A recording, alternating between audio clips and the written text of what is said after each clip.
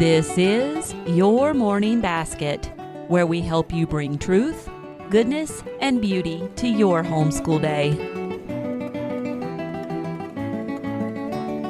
Hello, everyone, and welcome to episode 70 of the Your Morning Basket podcast. I'm Pam Barnhill, your host, and I am so happy that you are joining me here today. Well, today we are chatting all about folk music and folk songs with our good friend, Professor Carol, Dr. Carol Reynolds. Now, this was such a fun interview. I really enjoyed getting to talk to Professor Carol about this. The wonderful thing about her is she is always so passionate and so excited about what she's talking about, and it makes it so easy to learn from her. And boy, did I ever learn. I learned so many things that I never knew about folk music. So I'm just going to go out on a limb here and say I think you are absolutely going to love this episode of the podcast. And we'll get on with it right after this word from our sponsor. This episode of the Your Morning Basket podcast is brought to you by Your Morning Basket Plus. Get the tools you need to put the joy back into your homeschool. If you have been wanting to do morning time in your homeschool, but you're a little overwhelmed at the idea of which resources to use or which books should you choose, we have done all the hard work for you. Your Morning Basket Plus is how you can get more out of your morning time with less work for mom. In the Plus subscription, we have over 42 sets of morning time plans that you can download and are open and go. We also have live events every month with some of your favorite morning time teachers, event replays, and so much more to add to your morning time. Now, we have just released our brand new monthly subscription option. Up until now, you could only get an annual subscription. That's still available and it's still your best deal. But if you would like a monthly option to get in and try the subscription out and see what we have available, you can find more information about that on the website. So come on over to pambarnhill.com, click the green Get the Tools button, and check out the Your Morning Basket Plus subscription today. And now on with the podcast.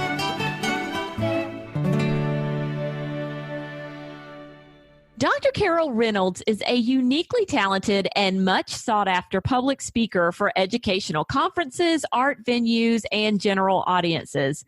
A retired musicology professor from Southern Methodist University with a specialization in Russian and German area studies, she now combines her insights on history, the arts, and culture with her passion for arts education to create programs and curricula.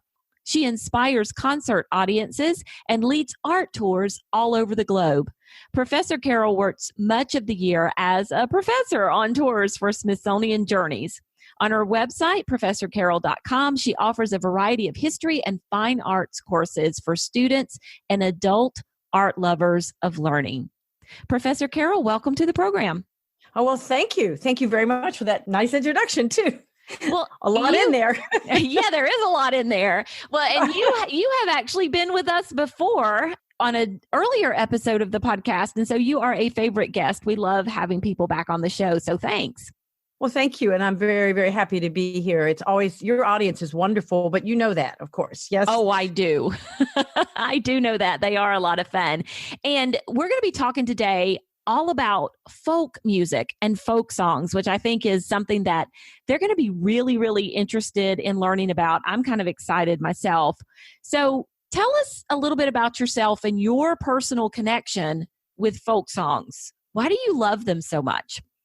Well, I'm going to preface this by saying that we have in our modern era a division in our minds, even in our practices, between music and folk music, or concert hall music and folk music.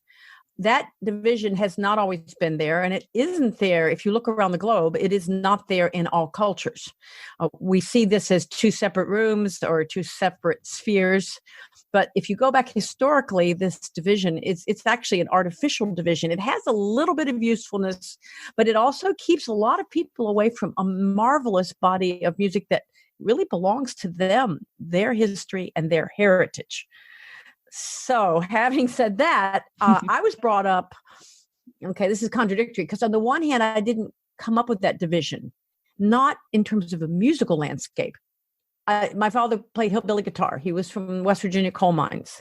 And anytime he had free time, which wasn't much, he'd sit out in the backyard on the picnic table or in the winter, in the living room and play the guitar and sing me what I now know and later learned was a glorious repertoire of important American folk songs. Many of them out of West Virginia, out of the coal mines, out of the hollows, Scottish, Irish, English origin primarily. I mean, you could take a course in graduate school on the repertoire that he sang to me. And I just thought it was music. Did you come up with anything like that, Pam, in your life?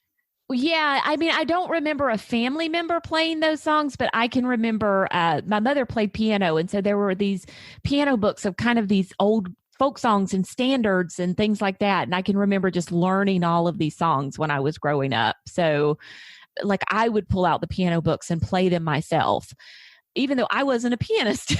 I just that's okay. I pegged out the melody and then could sing them. And then I remember them from elementary school too. I guess along the way, I had some really great music teachers who taught us, things like, the minor 49er. I can't even think of the name of it now, but I can remember learning those as a kid. Yeah. Well, and that's how one should. And I mentioned a contradiction because one hopes to learn it. And of course, in the old days, which I seem to say a lot nowadays, people would hear the neighbors. They'd hear people at church, at the church suppers. They'd hear people at the festivals. They'd hear people down the block playing this music. The contradiction for me, and maybe you have, or some of our listeners were also caught in this contradiction. And that's why I said what I said in the very beginning, that it's an artificial division, is that my mother, who was from an immigrant family in New York, in Brooklyn, in the tenements, the whole Garment district, which you see in all the photographs of that difficult era of poverty and the beginning of, the roots of so much culture in our country. She had grown up, scraping pennies together to stand at the Met, which didn't cost very much, but even in her poverty and with her utter lack of educational opportunities, she knew that the best thing you could possibly do would be fill yourself with as much, to go and look at art, or to go and hear opera, maybe orchestras were possible for her, I don't know, but she always talked to me about standing in the old Met, and we would listen to the Texaco radio broadcasts. Mm-hmm. And I was very much given the message that was the path musically. And of course, I was a serious pianist as a young person. So, there was that dichotomy again, and I found that difficult to negotiate once I really began to realize it. So it was almost like there was like music in the backyard and then, kind of real music in the house. That was the, exactly. Yeah.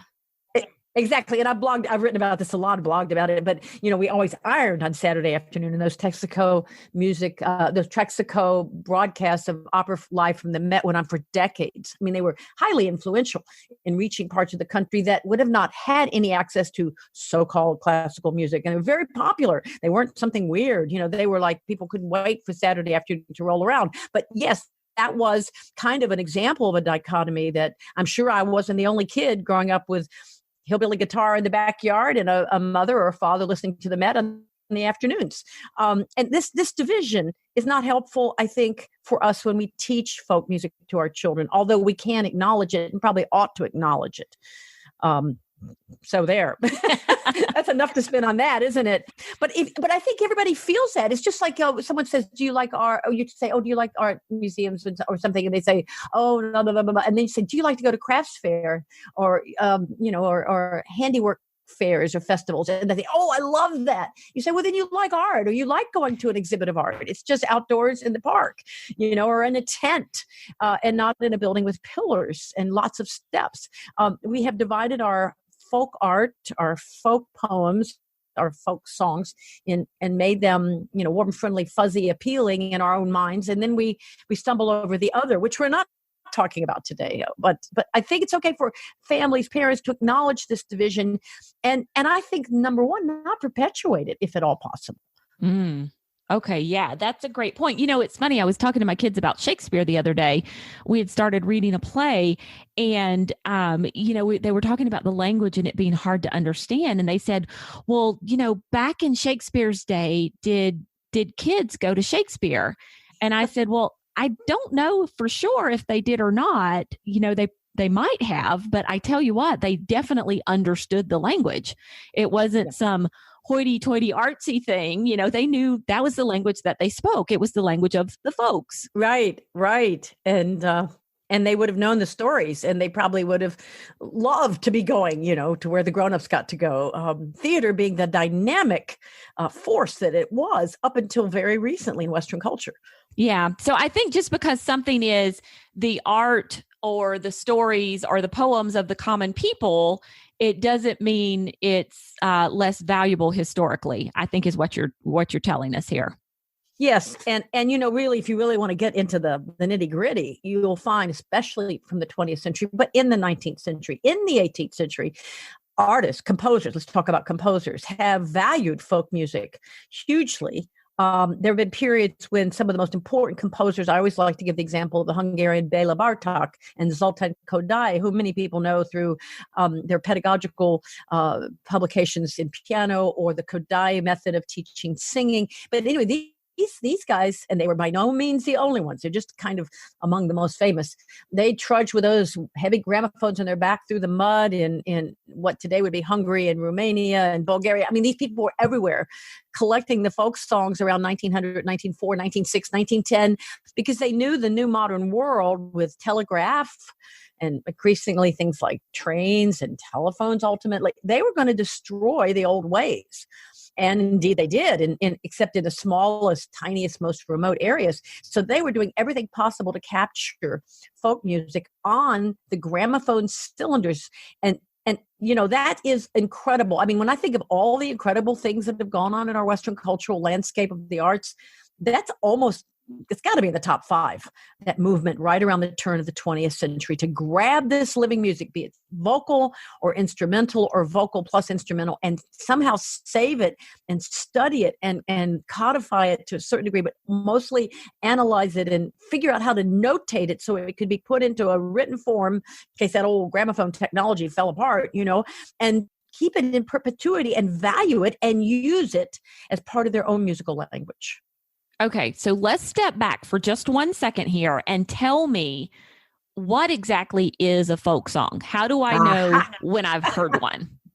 Well, now you have just gotten me there. I always kind of try to go to the 60-mile mark and I forget to do the 1 and the 5 and the 10. Be glad you were never in my university classes, because boy, would I leave people wondering what I was talking about sometimes too. But the fun of it is that now that we've given all this, I think the definition will be very strong. And I'll give you a definition, not my definition, but one that was formulated in 1947. Now think about this, post-World War II. Think of all the destruction of the Second World War, destruction of way of life, of resources, of population, all of the displacement. You can see why folk music would become even more important in the people who were thinking about culture, right? And something called the International Folk Music Council was founded in 1947. That was huge to do something like that. Sort of part of our global thinking, if you want to think about that. And these were serious scholars, serious we would later call them ethnographic scholars. But at any rate, they started out to define a folk song or folk music. And here's what they said, and I will sort of quote, that it is a product, folk music is a product of a musical tradition that has evolved through the process of oral transmission. Just think about that for a minute. Mm-hmm. That's the number 1 point. I have a second set of points, and then we've got it. And I think so it has come down to us as the music out on the back porch. And in a way, you had books from your in your school when you learned the folk song, but you wouldn't have needed those books if your teacher knew those songs, right? Oral transmission. That's the medium of folk music primarily. Do you like that? I do. Mm-hmm. Okay. Now I'm going to give you 3 qualities that sort of help us identify a folk song. And again, you don't have to be limited by this, but I think they're useful. The first would be the fact that folk music has as a kind of aura or goal or feeling or byproduct or energy, whatever you like, to link the present with the past. Hmm. which, that's powerful thought. Mm-hmm. The second thing is that it sort of abounds in all kinds of variations because dependent upon who the individual or the group would be that is performing, singing, playing, plucking, fiddling the music, that variation is built in as a desired product, if you will. Hmm. And the third would be that the people who choose this music, to play it, to hear it, to vary it, to transmit it, they are really selecting it consciously. There's a kind of an affection and a valuing and a treasuring of it. And think of the people that are at the fiddle festivals. Think of the classical violinists who like to play the fiddle off the side. It's a very different technique, right? Think about people like classical singers, like people Thomas Hampson. There's a great example of a gorgeous and glorious singer in recent decades who has, as his operatic massive career, kind of waned to a certain degree, not because as you get older, he still sang a lot of roles, but one does get older. He began to turn to American folk song and sort of then started taking these recitals all across the country, sponsored by the Library of Congress. And I do want to say a word about that. And taking him to all kinds of places that would never have a Thomas Hampson, thank you, in their midst. Mm-hmm. And sort of making the message that this is our musical heritage. And let's just jump in like, it's caramel. Let's have some of it. Hmm. Okay. So I want to jump on something that you said right here, because we have been studying different world cultures and geography this year in our homeschool. And so one of the things that we have done is we have been working on some memory work of different things from different pieces from around the world. And so when it came time to choose a piece of memory work for us to study for Australia, I chose Waltzing Matilda. And so, my kids are like, oh, Mom, why do we have to learn this? This is a little weird. This is very strange. And I looked at my son and I said, well, if you ever have an Australian girlfriend, you can completely impress her and her family because they love this song. And my daughter's like, well, if I go stand in the middle of the street in Australia and start singing this song, will somebody sing with me? And I said, yes. So maybe you can explain why they have such an affection for Waltzing Matilda. But it struck me when you said affection that, this song is known throughout the world as kind of the unofficial anthem of Australia because the people have such an affection for it. Well, and it links the present to the past, doesn't it? Just to use these points. It does. It's variation. You could have somebody singing it at some kind of a national festival. You could have a little child singing it, walking through the woods. Everybody gets to have a folk song. Yeah. Nobody gets to claim, the Juilliard String Quartet can claim the Bartok String Quartets that they might be able to play the better than anybody else, or the Brahms, or in other words, the classical repertoire is not easy. It requires loads and loads of training. It requires hours and hours of rehearsal, as well it should. It's glorious beyond measure. But, a 3-year-old can't participate in it. A 6-year-old can't clap, walk and march to it. Everybody gets to have folk music. Oh, I love that. Okay. So, wow, this is so you awesome. did the right thing. Furthermore, folk tunes, and we could talk about it structurally, they are almost always by nature, whether vocal or instrumental, attractive, limited in difficulty. Not that it's easy to pull the style off necessarily, especially at a high level, but the notes that are involved are they lie well in the voice, they lie in the hand. If you're playing a guitar or a mandolin or a banjo or ukulele, they are immediately accessible to the listener. And once you get waltzing material in your head, you do not lose it. You can't forget it, correct? Yes.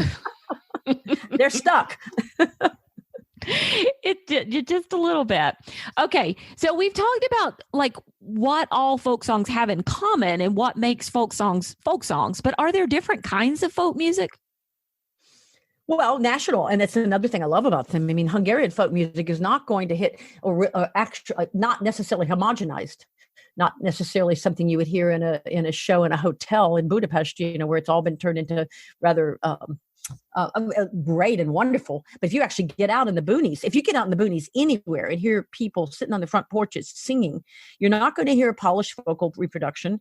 You're not necessarily going to hear clean pitches, because that part of what folk music is all about is sliding in and out of the intonations. That's why people like Bartok had to put it on gramophone cylinders and then ponder and tear their hair out for weeks trying to figure out how to make the limitations of our notation system, the do re mi system, the A B C D E F G system, the 5 lines and 4 spaces with 1 2 3 4 or 1 2 3. How in the world can something that limited encompass the extraordinary beauty and elaboration and decoration and color of an actual folk tune? And the answer is it can't. I can't show you this now, but it's fantastic to look at, especially that early 20th century crowd. They would write down the words, they would do their best to stick it into notation, and then they would try to make all these symbols, like twist this a little here, go up a little bit, half step here, push back here, a little ahead of the beat here, a little flat here, a little bit of up at it, make all these different sounds, which we can't write down. It has to be transmitted orally. So folk music, you asked about different kinds, is national. And if you really look globally, the folk music coming out of Thailand is not going to be like folk music coming out of West Virginia or Pennsylvania. Although you'd be surprised at some of the common themes when we start thinking about stories and text and emotions. Oh, okay. So that's interesting. Can you give us an example of some, widely different as far as national streams of folk music that have some common themes? Well, facets, I should say, that play into it. You would expect to find nature as a key player, because people, if they live in the rice paddies of Indonesia, I'm thinking, areas that flood with the seasonal floods, you would expect that to come up in the folk songs, right? If they're in northern Russia, you would expect characters to be stumbling back after too much vodka in the snow with their broken hearts and freeze to death, right? And, if it's coal mining country, you'd expect the hardships of the mines. And if it's migrant farm workers in Southern California, you would expect that to come up in the songs. If it's the gold rush, or people dying in the desert trying to get to California, you'd expect that to come up. So the regional aspects, or the nature and regional aspects and regional history, are common in folk music. There's one set of examples. Okay, I love that. Oh, so why should families study folk songs as a genre of music? Well, because it's okay, I could say something like, because it's wonderful, end of story. It's not quite enough, though.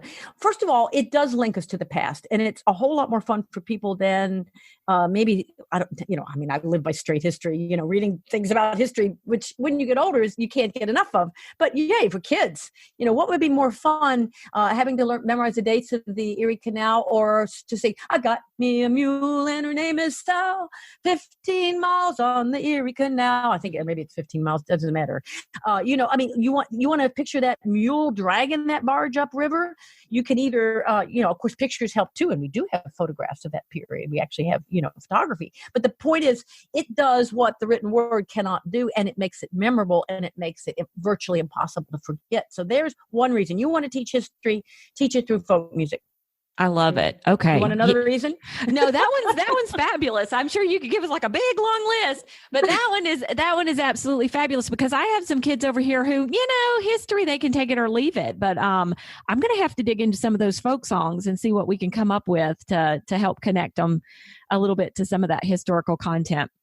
Okay. Speaking of content, and you alluded to this when you were answering my question earlier, some parents might have a little bit of concern about some of the uncomfortable or themes that are in adult themes. Yeah, adult themes, or even just, there's a lot of death in folk music. Oh yeah. So what do we do about that when we're approaching this with an elementary age kid? Okay, well, I always wish we were always together, but I'm looking at a volume of, and I will answer, I promise. I always go off on rabbit paths. You know that about me. But the traditional tunes of the child ballads, 4 volumes, probably about 300 actual folk tunes that were put together, again, in this period of this rise of all these ethno-music, early Nobody called them ethnomusicologists back then, but interested scholarly people. And in the taking a song like Barbara Allen, which is a good example of death and sorrow and awfulness and misbehavior in terms of people not being very nice to each other and all this. And I'm looking at this, a volume, which most people would not want to look at unless they really got. And here are 198 different versions. And I bet, and this was published a long time ago, there's probably 250 different versions of the Barbara Allen text in the Barbara Allen story. Da, da, da, dum, da, da, da, dum, da, da, da, da, da, da, really famous song, right? Really famous melody. And it could start, in Scotland I was born and bred, in Scotland I was dwelling, or it could be, in Scarlet Town where I was born, there was a fair maid dwelling, or it could be, it was the very, very, very month of May, and the green buds, they were swelling. We could find, hundreds of different ways for the text to go, but the same thing kind of happens. Barbara Allen rejects him, and he dies of a broken heart, and then she feels really bad about it. It doesn't matter where it is. And then she, in some of them, she takes sick. On Monday morning, she took sick. Her heart was struck with sorrow. Mother, mother, make my bed, for I will dwell tomorrow. Poor Barbara Allen. Now, is this cheerful? Is this going to be Sesame Street cheerful? No. But here's what I think. First of all, kids, when they first learn the songs, they don't, not because they're not observant, but they're hearing words and melody, and they're not really thinking the stories through. So, for example, I sing a bunch of folk songs I did to my children. I'm really doing it to my grandchildren. I'm much more conscious about it. Hang down your head, Tom Dooley, poor boy, you're going to die, right? Do you really sing that to your 4-year-old? Well, I do. Because first of all, look, contrast that with popular culture. Think of what they see if they even if you try to keep the pop culture out, try to keep the trailers from the horrible films out. If you go to see a family film and then everybody's blowing up buildings and dismembering superheroes or non-superheroes. I mean, what they're exposed to is so much worse, even in commercials, even in posters, even in T-shirts. It's so much more awful than anything you can find in a folk song. I don't know if you'd agree with that or not. Probably so, yeah. And so I think one of the things I'm hearing you tell me is like there are so many versions out there. So if you find a version that you're uncomfortable with, if you keep looking, one of the hundreds of versions. Yeah. Rewrite it. Make Barbara Allen mend her ways and be nice to poor William. Who cares? They can, I rewrite stuff. Don't we do that with other things sometimes until they're ready? But I also do want to say that I think it's okay for, now other parents may not feel this way. You can rewrite it. You can rewrite as much as you want of it. Guess what? It's oral transmission. It links us with the past. It is changed by variation, right? Okay. Variation by the individual performer. You're just doing what folk music does. You're just altering it because of your own situation. You're right in the middle of the stream, right? Okay. So now you're not only singing folk songs, but you're kind of taking part of what folk songs are all about. You are. And I would say, and I wondered when I knew we were going to do this together, should I even give this example? Because I don't want to get anybody too mad at me. But, around here, I don't know how this got started. It got started with my daughter when she was probably about 10 or 12. And now it's all over with the grandchildren. But somehow, this tune.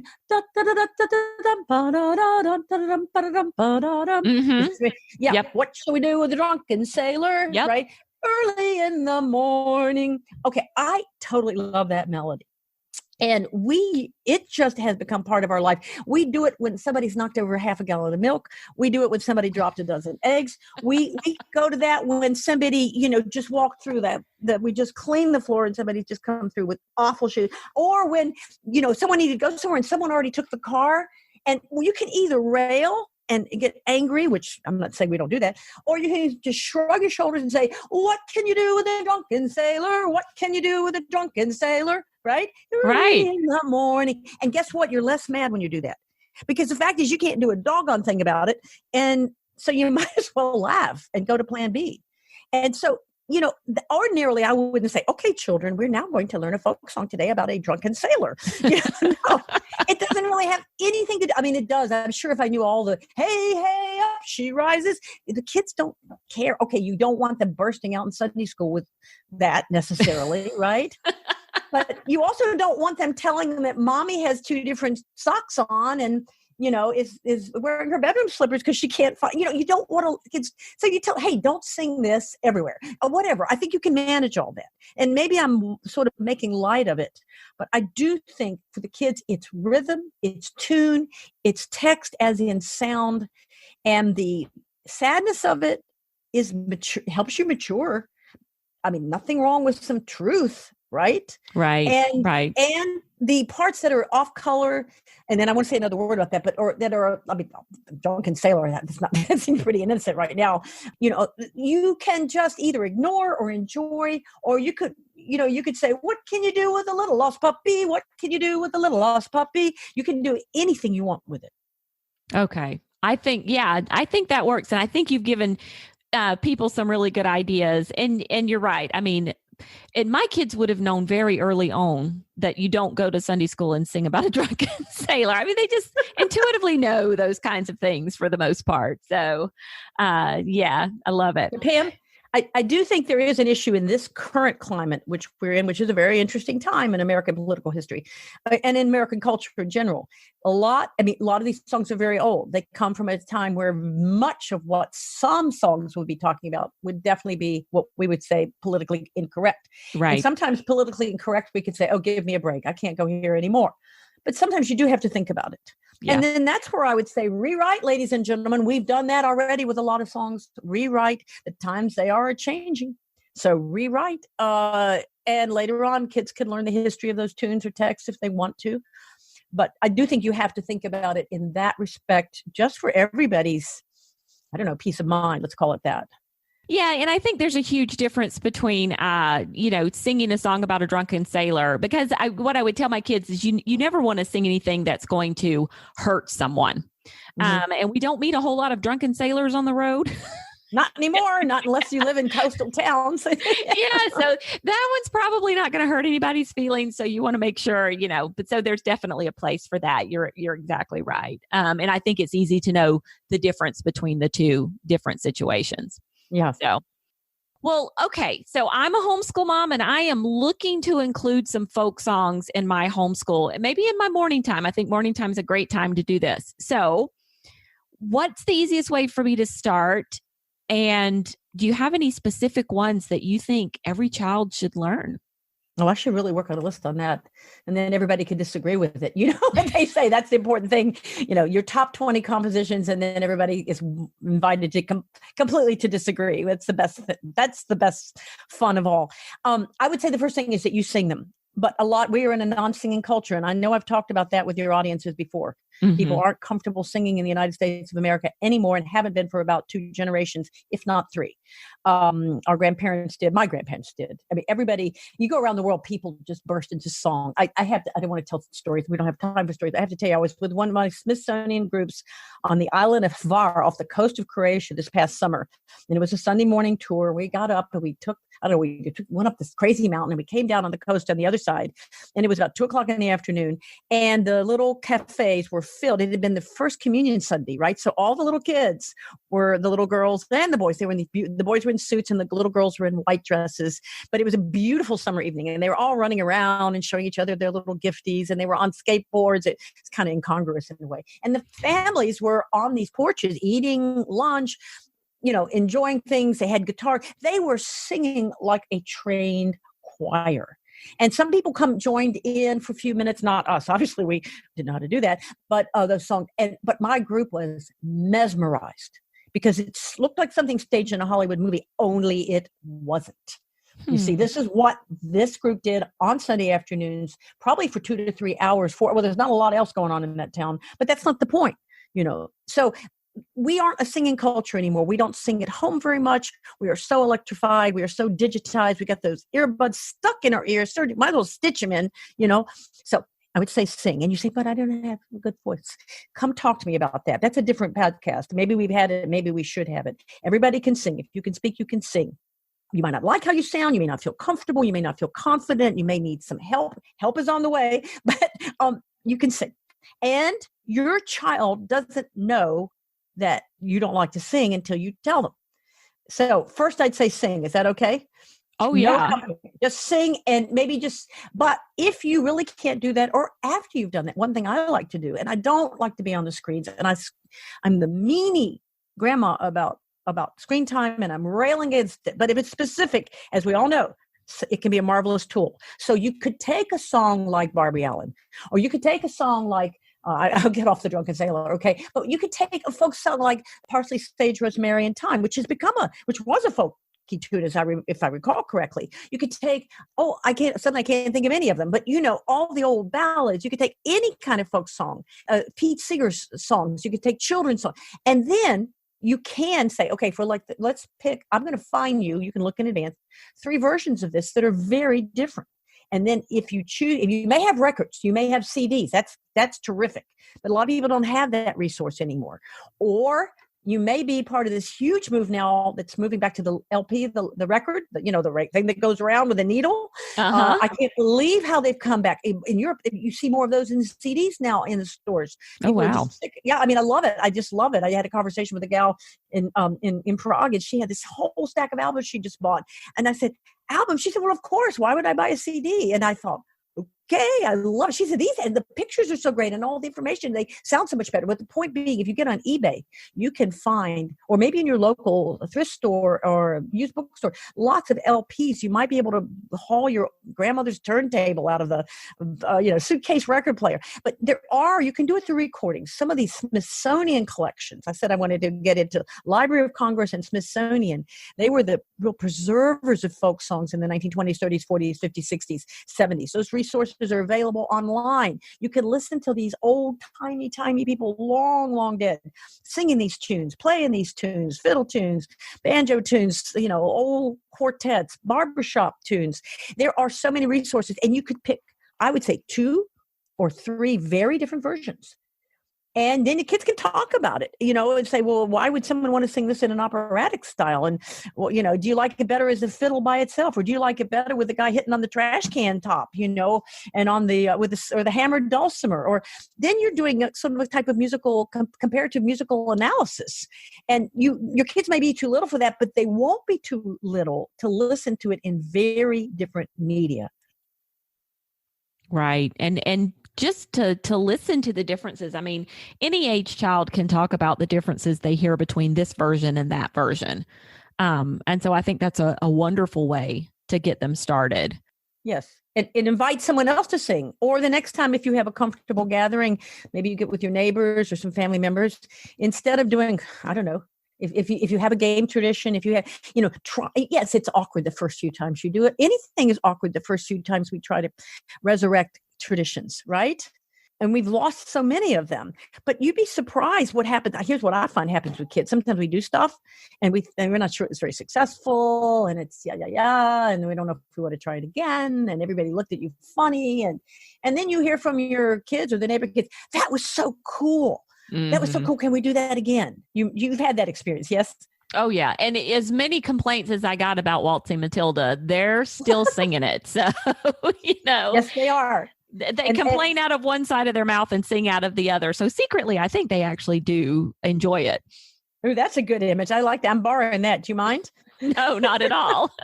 Not at all. They're all going to marry Australians, right? They might.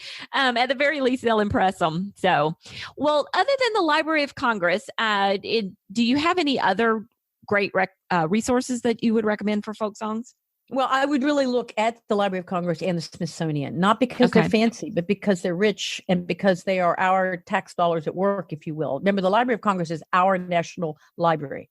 We forget that. It's our national library. And they digitized things before, while other people were trying to spell digitize. Okay? And I think you'll be really impressed with the collections. And there's something called the American Memory Project. I refer that in our courses on American arts and culture. I send students to look at some of those items because they have not just preserved, codified. Well, I keep saying codified. I don't mean to say it, except I should say more organized, analyzed, but preserved primarily and made accessible the whole treasury of American, and not just American folk music, but in Canadian folk music. And they have, folk music from political folk music, political tunes from different elections in the 19th century. Remember, the line wasn't there. So a folk tune could become a campaign tune. And we forget that before our modern era, people had campaign songs, not some rock band that they pay $1 bajillion to use their song on a digital smashy board with a bunch of stuff exploding off of it. We're talking about songs that became their theme songs on the campaign trail. And that has a quality of folk song today. Oh, wow. Just a fascinating conversation, Professor Carol. I thank you so much for coming on here. And I am going to totally take you up on coming back again in the future to talk about those moms who think they can't sing and give us some tips for that one. We would absolutely love that. I would like to do that because I think if we understand better how it's happened, it's easier to stop. It's kind of like taking off something you don't want to wear. Just throw it to the side and start over with something you do feel comfortable with. And I think that can be done. And I think it's something we need to do, but it's good to do. It's liberating to do. Yeah. Find some freedom in there and realize that we have some abilities maybe that have grown a little uncomfortable, but they're still there. So they are, Pam. Thank you for giving so much to your audiences. You bring them so many wonderful inspirations and resources. Well, only because people like you keep agreeing to come back. So tell everybody where they can find you online. Oh, it's at professorcarol.com. All right. ProfessorCarol.com, where you can learn all kinds of history through many different wonderful pieces of music, including folk songs. So thank you so much for coming on today. Thank you for having me. It's been a pleasure. And there you have it. Now, if you would like links to any of the resources that Professor Carol and I chatted about today, you can find them on the show notes for this episode of the podcast. Also on the show notes for this episode of the podcast are our wonderful new podcast downloads. You do not want to miss these downloads. And soon we're going to have them for every single episode of the podcast, going all the way back to episode 1. These downloads include transcripts, timestamps, questions and action items, and some of the best little tidbits pulled out for you in quotable little chunks. And if there's a basket bonus for that episode, we include that as well. So head on over to pambarnhill.com/YMB70 to access the show notes and all the wonderful goodies for this episode. Now, I'll be back again in a couple of weeks. We're going to be talking all about nature study hacking with Joy Cherick. It's a great conversation. I learned some new things in that one too. So do come back and join us then. Until then, keep seeking truth, goodness, and beauty in your homeschool day.